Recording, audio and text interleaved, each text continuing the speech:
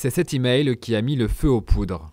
Des insultes anonymes et des menaces de mort adressées à une conseillère municipale de Villeurbanne. Alors la teneur c'est à l'arabe, cité au moins 6 ou 7 fois, la valise ou le cercueil, retourne dans ton pays, tu seras criblé de balles. Ces commentaires interviennent quelques jours seulement après la demande de la présidente des Verts d'interdire la tenue d'un meeting du groupe Génération Identitaire prévu samedi. Quand on tient des propos xénophobes, racistes, qui sont réprimés sévèrement par la loi, il faut surtout pas les laisser tenir ce genre de propos. Donc ici, c'est Lyon, pas l'Algérie, dièse anti-racaille.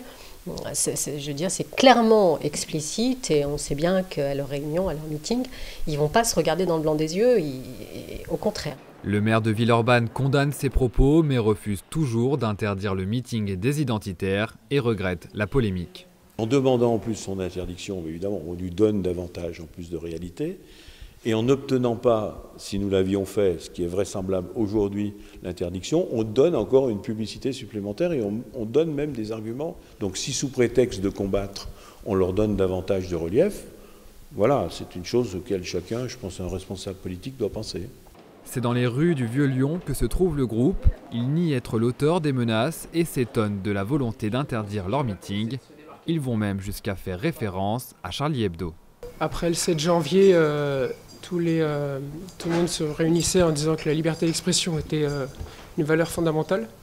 Et maintenant, ce sont ces mêmes personnes qui demandent à ce que notre rassemblement soit interdit. C'est à l'espace Tête d'Or que se déroulera la réunion ce week-end.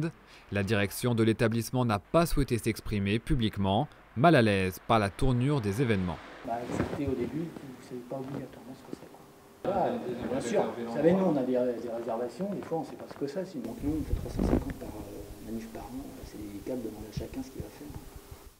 Pour le préfet, aucun élément ne constitue un trouble à l'ordre public dans la mesure où il s'agit d'une salle fermée. La préfecture assure toutefois que la sécurité sera pour l'occasion renforcée.